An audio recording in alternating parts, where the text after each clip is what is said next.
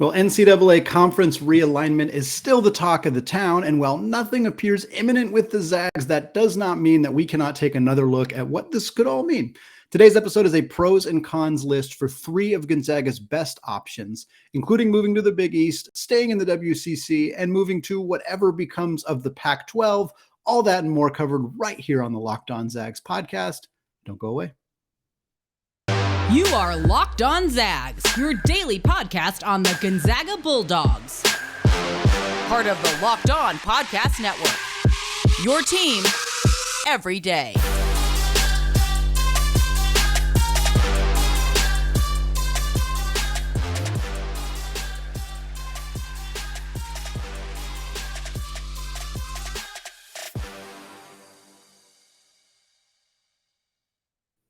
What is going on, y'all? Welcome to the Locked On Zags podcast, part of the Locked On Podcast Network, your team every day. I'm your host and longtime Gonzaga podcaster, Andy Patton, here to bring you news and updates on all things Zag athletics.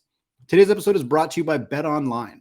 BetOnline has you covered this season with more props, more odds, and more lines than ever before. BetOnline, where the game starts. I want to thank all of you who have continued to make Locked On Zags your first listen of the day. Very, very exciting start to the month of July. Tons of great guests on the show. Obviously, all this conversation with conference realignment. I appreciate every single one of you who have continued to listen to the show. Of course, those of you who have checked the show out on YouTube as well. We're trying to get to 1,000 subscribers before the start of the college basketball season. I'm very confident that we are going to get there. But if you are a listener to the show and you have not done so yet, just go to youtube.com, search Locked On Zags. You'll find the channel, hit that subscribe button. Very much appreciated. All right, we're talking conference realignment again today. So much to talk about. There's still so much up in the air as we're recording this on Thursday afternoon. I don't expect a lot of sweeping changes to happen anytime super soon. Obviously, outside of USC and UCLA making the decision they made to join the Big Ten, which has kind of catapulted a lot of other things into motion that haven't quite come to fruition yet, whether that means Oregon and Washington are departing as well, whether that means Notre Dame is going to finally join a conference. We're hearing rumors about the ACC trying to have some of their schools end up in the SEC. There's a whole bunch of stuff that is going on right now. As we get more actual information, certainly we will report that here. But for right now, it's kind of leaving Gonzaga in a bit of a holding pattern, along with hundreds of other Division I institutions who are kind of waiting to see what all is going to happen here, what the super conferences are going to end up looking like, all of that. The Zags obviously are not going anywhere immediately. They're going to stay in the WCC for the foreseeable future, probably at least the next 2 years at the minimum. But they have some options, and we're going to explore those options here in this episode. We're going to take a look at the pros and the cons for what I consider the three most likely options. The Mountain West is not included in this episode because I just don't really know what is even going to happen with the Mountain West, if some of their schools are going to end up in the Pac-12, if the Pac-12 is going to disappear entirely, and the Mountain West may absorb some of those schools. Once we have a better sense of that, maybe that'll be a topic we'll revisit. But I want to start with the Pac-12. And I want to start talking about the pros of Gonzaga potentially moving to the Pac-12, which at this point is kind of hard to know just because we don't exactly know what the Pac-12 is going to look like. But if we're assuming that USC and UCLA obviously gone out the door of the Pac-12 right now, nothing else has happened. I wouldn't expect Oregon and Washington to stick around. But even if they leave, the Pac-12 can kind of sustain from there, Gonzaga could end up being in a Power 5 conference. And the Power 5 is probably a term that's not going to be used a whole lot longer because it looks like we're going to have two super conferences and then a couple other big time-ish conferences, and then it'll kind of cascade down from there. But there's a very good possibility that the Pac-12 remains one of the more powerful conferences in the NCAA. I know it doesn't look like it right now, but assuming that happens, Gonzaga is able to get invited, which is obviously a part of the conversation that we don't know right now. Gonzaga does not fit the current kind of rules, I say with, air quotes there, because the Pac-12 hasn't made it a hard and fast rule, but they always want football teams. Obviously, that's a big factor. They've also always had very big, large research institutions. Gonzaga is not that, but should they waive those rules? Should the conference stay mostly intact? Gonzaga joining the Pac-12 would be an upgrade over the WCC. They would likely get a bigger piece revenue-wise, even though they have a very large percentage of the revenue out of the WCC. A move to a Pac-12, even a depleted Pac-12, is still going to just generate more money overall, and the Zags would get a bigger piece out of that. I think other pros, regional rivalries would be probably the biggest pro here. Again, not knowing what's going to happen with Oregon or Washington kind of dampens that a little bit. But if we assume Washington State's not going anywhere, a Gonzaga-Washington State in-conference rivalry, that's awesome. I mean, that's absolutely awesome. I've said on the show numerous times, I wish Gonzaga would play Wazoo more. It was unfortunate when they canceled that. We criticized Washington for canceling the series between them and the Zags over a decade ago before it finally got brought back. Gonzaga canceled the series with Washington State for different reasons. Obviously, they felt like they could use that game to play a beefier schedule, to play a team that basically was better than Wazoo, which is a very disrespectful, but I get it. Washington State was pretty darn bad when Gonzaga decided to schedule this or to stop playing this game, but Wazoo has improved significantly, and them playing each other twice a year in a conference game would be very, very fun. Even playing Oregon State, which is a big, regional school local to Gonzaga, would be fun. Again, obviously not knowing what's going to go down with Oregon and Washington, not knowing what's going to go down with Arizona, but I mean, if Arizona somehow stuck around in the Pac-12 and Gonzaga could play them twice a year, I mean, that's so fun. That's a really, really fun matchup. There's other fun things too. If Stanford sticks around and Gonzaga Stanford for both men's and women's basketball would be extremely fun. I think other pros, the lack of not having to travel super dramatically, the amount of travel that would exist in the Pac-12 would be pretty much the same as what they're doing in the WCC. They'd go to Oregon, they'd go to California, they'd occasionally go a little bit farther east. That'd be about it. It would really be very, very similar to what they're doing in the WCC. That's a pretty big advantage. I know that conference realignment right now is kind of indicating that these universities don't particularly care about how far away they are from each other. That's not a concern, particularly with the football programs and the huge money institutions, but it is a challenge, especially when you talk about smaller sports, when you talk about non-revenue generating sports, when you talk about, your Olympic sports, tennis, volleyball, swimming, whatever it may be, that becomes more of a challenge. And so the Pac-12, depending on what it looks like, would be not a significant bump, if not, might even be less travel than the WCC, or at least a comparable amount. So that would be really nice. And then, of course, the last thing here is the Pac-12 is looking really hard at trying to merge with other conferences, which makes sense. They kind of have to figure out a way to survive. And the best way to survive is to go to the Big 12, to go to the ACC and say, how can we find a way to merge with you? And these are things that are being discussed. They're being discussed by media members. They're being discussed by the institutions themselves. How seriously, I don't know. How quickly this could come together, very difficult to know. But if we were to talk about some kind of Pac-12 ACC, if they were to somehow merge, which is discussed by John Wilner, who's a great reporter out of the Bay Area who reports on the Pac-12. If that happens, Gonzaga's got to get in there immediately, because now you're talking Duke, you're talking Syracuse, you're talking other programs in the ACC. In this situation, some of the top tier ACC programs would be bouncing to the SEC. But if Duke sticks around, if Syracuse is there, you merge that with some of the schools still in the Pac-12, that'd be incredible. Now, cons for moving to the Pac-12 are pretty obvious. We don't know who the hell is still going to be there. That's the biggest con. Who is going to be left? The expectation is that Oregon, Washington are gone. We know USC and UCLA are gone. The latest rumors are that the Big 12 is trying really hard to get the four corner schools, which would be the Arizona schools, Colorado, and Utah. If all four of those programs get poached, there's nothing left. You don't have anything left. You have Stanford, Cal, Washington State, Oregon State. I don't think that Stanford and Cal are going to just sit idly by and not get picked up somewhere. Both of these are huge institutions. They're in a very big media market. Yes, Cal in particular hasn't been very good on the football field or on the basketball court recently, but it's a really big, well-known school, big brand. They're going to get picked up. Stanford is one of the leading institutions in the entire country. I have a hard time imagining them not getting picked up by at least the Big 12, maybe even the Big 10 or SEC would take them there just because of the amount of money that they generate just with their brand in general. So if there's nothing left of the Pac-12, then yeah, it's probably not a very good idea for the Zags to join there. I don't know whether this would cause a Pac-12 Mountain West merger, whether they would just merge with the Big 12 and the Big 12 would also absorb Oregon State and Washington State and just be some big conglomeration of basically all of the Power Five schools that didn't make the SEC and the Big Ten.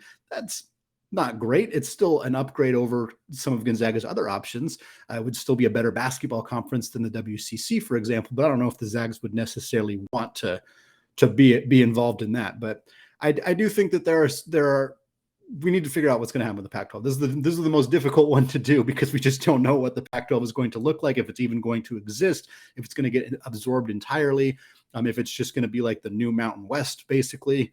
There's a lot of things that could end up changing with the Pac-12, but depending on how that shakes out, it could end up being a realistic option for the Zags. We're going to come back in this second segment, and we're going to talk about what I assume is everybody's preferred landing spot for the Zags. That would, of course, be the Big East. Before we get there, though, I want to tell you all about BetOnline. College basketball may be deep into the offseason, but the MLB, WNBA, and MLS seasons are heating up into the summer months. BetOnline.net is your number one source for all of your betting needs and sports information. From all the latest odds, contests, and player props, you name it. BetOnline remains the best spot for all the latest sports developments, including podcasts and reviews for all of the leagues this season. And it's not just basketball. BetOnline is your continued source for all of your sports wagering information needs, including live betting and your favorite Vegas casino games. They even have lines for coaching changes across every major sport, so even in the offseason, you can get your fix. Head to the website today or use your mobile device to learn more about the trends in action. BetOnline, where the game starts. All right, segment 2, still Andy Patton, still Locked On Zags, still talking conference realignment. And here in the second segment, we're switching over to talk about the Big East, the pros and the cons of joining one of America's best basketball conferences. And we'll start there. That's the pro. That's the biggest pro right there, is that the Big East is an incredible basketball conference, top to bottom. It is the best non-Power 5 basketball conference in America by a tremendous amount. The WCC might be second. You can make some arguments for the American Conference and even a couple other conferences in there as well. The Mountain West certainly would be in that conversation, but the Big East is far, I mean, really, it's a Power 6 when you talk about basketball conferences, because the Big East is on par with basically every conference in America. You talk about Villanova, you talk about Creighton, you're talking about Xavier, Butler, Marquette. I mean, it's a monster conference top to bottom for basketball. And for the Zags to get a chance to be in that conference, I mean, it would be such an upgrade. And this is not me disrespecting the WCC. For folks who have listened to the podcast, you know that I love the WCC. For those of you who follow me on Twitter, you know that I love the WCC. And I'm going to continue to root for the WCC no matter what happens to the Zags. But this is, I mean, top to bottom, this is a huge, huge upgrade. And that's not even talking about Kansas, which there's a rumor that Kansas is going to join the Big East. They would go independent with their football program, which the football program hasn't done a whole lot for them lately, or in a very long time, to be honest. But they're obviously a premier basketball program, defending national champions. For them to join the Big East with Gonzaga, holy crap, that would be an unbelievable basketball comp. Unbelievable.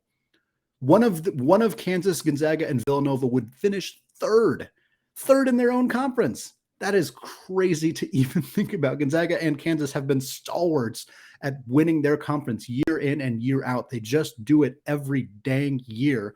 And for them to all of a sudden be in a conference with each other and with a program like Villanova, and again, I'm using Nova, but that Creighton, Providence, like those are programs that could win the Big East as well. So like one of those two teams would be finishing fifth in this situation.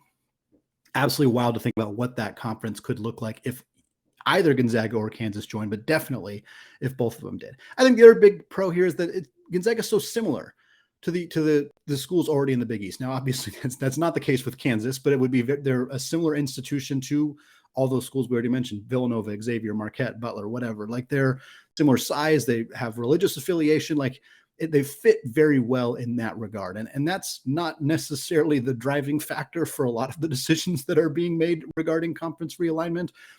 But the WCC and the Pac-12 in particular have both been pretty staunch about trying to have teams that are somewhat similar. BYU was an exception in the WCC, and then they didn't last very long. And so I think for Gonzaga, while that's not necessarily the driving factor for them, if they could join, I think it would make a lot of people feel good for the Zags to join a conference that has a similar kind of vibe in terms of how big the schools are, how many students are there, their affiliation from a religious standpoint. Like I think all of that would be nice as kind of like a bonus, not necessarily the most important thing, but a good bonus.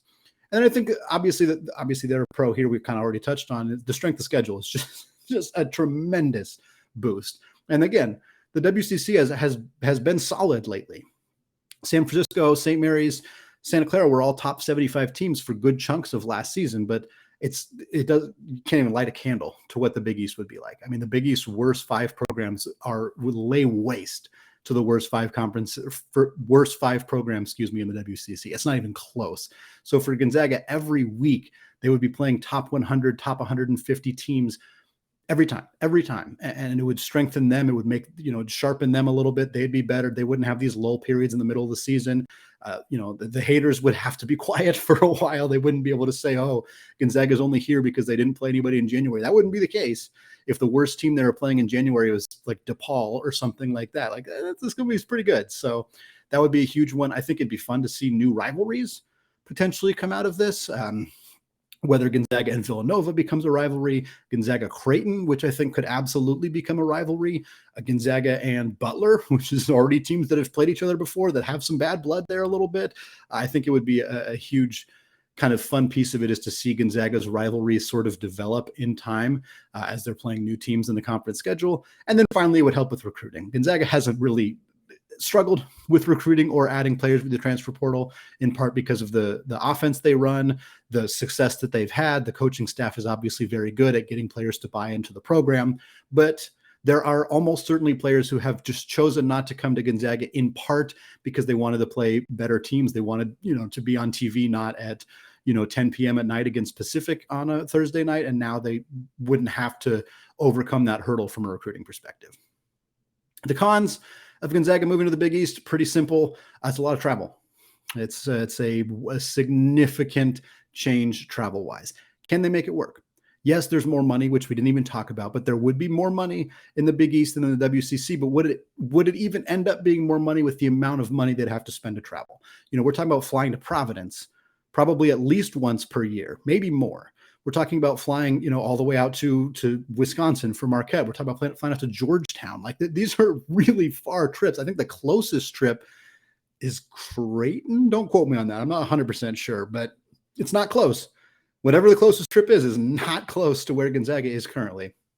Would the Big East want to deal with that? I think yes, because adding Gonzaga is such a huge boost to a conference that's primarily focused on basketball. But sheesh, I mean, that's going to be really tough. I think you're probably looking at a situation where there's at least 1 or 2 other West Coast teams joining the Big East as well. Could be St. Mary's, which would be great.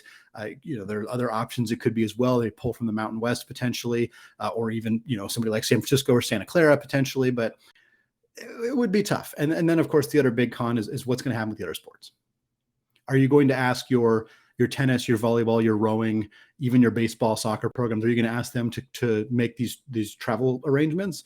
Is your soccer program going to be flying out to Providence once a year? Because that's a lot of money. That's a lot of time. That's a lot of missed class. I think that's something that, as somebody who worked in higher education in academic support for student athletes, that's a very specific career field that I worked in for 5 years. So I understand that better than most people. And yes, the school, the administration, they're not going to make decisions based on that. That's not going to be the sole factor, but it is a factor. And even at a place like Gonzaga, where, yeah, if the AD is asked, will you sign off on this school going to the Big East or this program going to the Big East? Like, yeah, he's probably going to do it, but there's going to be some pushback from administration, from the main campus. Like, it's all of a sudden your soccer players are missing 3 or 4 more days of school, or more than that even. In your basketball programs are missing a lot of school. It's going to be hard. It would be a tough sell. And then, of course, there's the fact that the Big East may not take the other sports, or Gonzaga may decide that that's not worth it, that they just want to go to the Big East with basketball. Men's and women's basketballs go to the Big East. Everything else is staying in the WCC. But the WCC has to say yes to that. And there's no guarantee that they're going to happily wave goodbye to the biggest source of revenue that they have by a landslide and say, yeah, goodbye. We'll keep the rest of your teams, keep them nice and warm here for you, but you can just abscond with all of our money. I don't think the WCC is going to say yes to that. I don't know why they would. I think they could use that as a power play to try to keep Gonzaga in the conference by saying, no, all or none. All of your programs are in the WCC or none of your programs are in the WCC. And you cannot blame them for making that call if that's the decision that they make. So that's a huge sticking point, and one that I imagine is being discussed extensively at Gonzaga right now, being discussed with the Big East if they are having those conversations, because that's a pretty significant hurdle that would need to be overcome in order for this to work. Other cons that aren't as big of a deal. I was going to say you'd lose the rivalry with St. Mary's, but not necessarily, in part because St. Mary's could also be making the trip to the Big East, or because you could just schedule them on your non-conference schedule every year and still play them at least once, which I think that they would probably do. Mark Few and Randy Bennett, I don't know if they like or hate each other, but they respect each other enough that I think that they would play this game every year, if nothing else, just as service for the fans. Clearly, it's also a beneficial game for each of them from a strength of schedule perspective as well. It's a significant environmental impact for the Zags to be flying as much. That's something I mentioned last week when talking about this. I'm not going to dig all the way into it and go full tree hugger on you, but it is unfortunate to think about these teams flying way, way, way more, especially if the whole rest of Gonzaga's sports also move into the Big East. It would be a challenge. It would be tough to see them flying so much because of the missed class and because of that environmental impact. All right, we're going to move on to the third and final option as of today, at least, which is just remaining in the WCC, staying the course with what they have been doing, what they have built over the last 20 seasons. Before we dig into the pros and cons of that, though, I want to tell you all about LinkedIn. As the sun comes out and small businesses are, well, back in business, LinkedIn Jobs makes it easier to grow your team. LinkedIn Jobs helps you find the people you want to interview faster and for free. Create a free job post in minutes on LinkedIn Jobs to reach your network and beyond to the world's largest professional network of over 810 million people. Then add your job in the purple hashtag hiring frame to your LinkedIn profile to spread the word that you're hiring, so your network can help you find the right people to hire. Simple tools like screening questions make it easy to focus on a candidate with just the right skills and experience, so you can quickly prioritize who you'd like to hire and interview. It's why small businesses rate LinkedIn Jobs #1 in delivering quality hires versus leading competitors. LinkedIn Jobs helps you find the candidates you want to talk to faster. Did you know every week, nearly 40 million job seekers visit LinkedIn? Post your job for free at linkedin.com/lockedoncollege. That's linkedin.com/lockedoncollege to post your job for free. Terms and conditions apply. All right, segment 3. Still Andy Patton, still Locked on Zags, closing out the show and closing out the week, talking about what it would be like if the Zags were to just stay the course, stay in the WCC, let all of the chips fall where they may. For the record, this is clearly the plan in the short term. The Zags are not, I would be surprised, I should say, if the Zags were to make an announcement about changing conferences before the start of the basketball season. I wouldn't be shocked if it happens within a calendar year from now. I think that that's possible. I mentioned last week, I kind of think the Big East thing is going to happen, but it's going to take some time. And I don't think there's going to be any announcement anytime soon, especially as we're waiting for some of these much bigger chips to fall. But assuming, let's take this time to assume the Zags just stay the course and continue to remain in the WCC. The pros, obviously, it's familiar. They don't have to make sweeping changes. They don't have to have, scheduling nightmares for all of the director of operations for every program. They don't have to redo a bunch of flights. They don't have to worry about what's going to happen to the non-basketball programs. They can just stay the course, continue to build what they have built. This basketball program has not suffered because they've been in the WCC. That is an erroneous talking point that a lot of other people who don't watch Gonzaga basketball have said for years and years and years, and has been refuted by Gonzaga's success on the basketball court for starters, but also people who have been around the program who know, hey, this is not something that's really holding them back.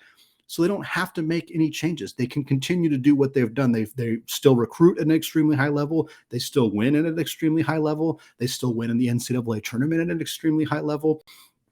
Staying in the WCC means they don't have to make any sweeping changes to their program. They don't have to worry about what's going to happen in the with the non-basketball sports. And beyond that, the league is improving. San Francisco just made the NCAA tournament for the first time since 1998. The University of Portland has taken huge strides under Coach Shante Leggins. Steve Lavin got hired at San Diego and has already made a massive impact for that program. They added 2 Pac-12 transfers in Jaden DeLayer out of Stanford and Eric Williams out of Oregon. Those 2 guys are very, very good. I think that's a program that's on the rise. Clearly, Santa Clara, St. Mary's, obviously, it's a good basketball conference. It's arguably the best basketball conference outside of the Power 6, which is the Power 5 and, of course, the Big East. Gonzaga also gets a really nice piece of the pie revenue-wise. They negotiated successfully to get a bigger piece of the revenue that goes to all of the member schools when teams make the NCAA tournament. Mark Few and the Zags effectively said, we're the team that keeps making the NCAA tournament. We don't want to split this piece of the pie 10 ways. We want a higher piece of it. And they got it, in part because they threatened to leave for the Mountain West. This was back in 2018. They negotiated for that, and they negotiated for there to be more non-conference games, which is something that they won.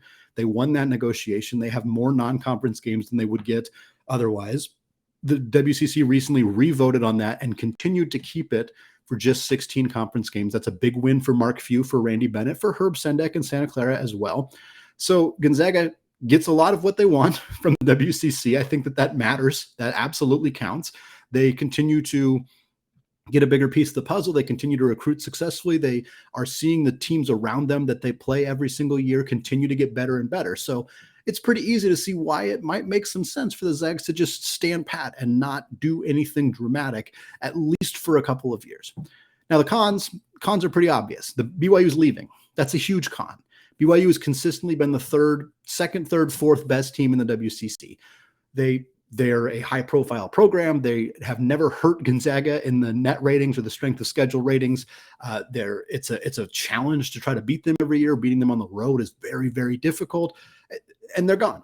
They're going to the Big 12, probably. It's hard to know exactly what's going to happen now. Maybe BYU changes their mind. Maybe they try to go somewhere else. But they're not going to stay in the WCC. They are out the door. The new additions that the WCC is likely going to pull to replace BYU are probably not going to be as good as BYU. Schools that have been talked about repeatedly.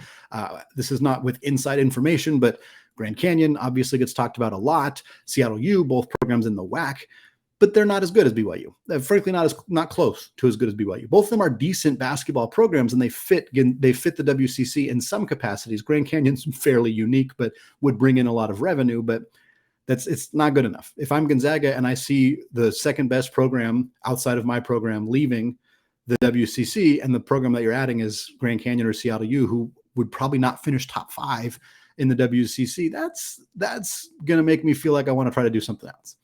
And then the other cons, Gonzaga is better than the WCC, and they're better than most conferences they would be in. It's because they're very, very good at basketball. When you are consistently ranked top 5 in the country, and lately for the last couple of years, number 1 most of the time, it's hard to find a conference that's good enough for you. The Big East would be. That would be it. The SEC, from a basketball perspective, not sure. Big Ten, yes. Big Ten would count. ACC, yes, that would count. But those are not necessarily options. So for the WCC, it's not a great option. It's a fine option, but Gonzaga is better. The reason that these criticisms have come up is because people think, Gonzaga just beats up on all the teams in the WCC and then they're not ready for March. I don't think that is true. I think a lot of people don't think that is true. But if Mark Few had the opportunity to play better teams from January to March, he probably would. And that's what I think is going to end up happening here if the Zags can figure out a way to do this, to get into the Big East, to get into whatever becomes of the Pac-12, Big 12 merger, to play somewhere else. I think they're going to want to do that.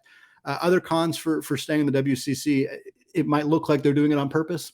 This is not a reason to not make that decision necessarily, but I do think that if people perceived that the Zags had an option to go somewhere else and they chose not to do it to stay in the WCC, they would get a lot of flack for that. I don't think that that's something that would really matter all that much. Like if they stay in the WCC, I don't think they're going to be like, oh no, people are going to be mad about us on Twitter. I don't really care about that, but it would be unfortunate if that were the case, because I guarantee you that folks would hear that a lot on social media about them if they were to pass up any perceived opportunities to go into a bigger conference. All right, that is going to do it for me today and for this week. Trust me, we're going to talk more about conference realignment. We're not done with that topic. Certainly, if any more news comes out about what Gonzaga might do or what the Pac-12 or Mountain West is going to look like, we will absolutely cover that here. Also, I wanted to shout this out. I talked about it a little bit on an earlier show this week, but I have a new website. It is scorezagscore.com, named after my old podcast before I took over as the host here of Locked On Zags. It is a journalism blog. There's 20 articles already up on the site covering all the news that's going on with Gonzaga. I'm really proud of it. I really want people to read this and enjoy it. So please, if you haven't done so yet, www.scorezagscore.com, check it out. You can like the post. You can subscribe to it as all. I really, really appreciate it. And finally, I also appreciate all of you who have made Locked On Zags your first listen of the day. While Locked On WCC or Locked On Big East don't exist yet, you can get more informed on the West Coast happenings, and there are a lot of them right now, by making the Locked On Pac-12 podcast your second listen of the day. Host Spencer McLaughlin and the local experts of Locked On take you across the Pac-12 in 30 minutes, 5 times per week. All right, thank you all for listening, and go Zags.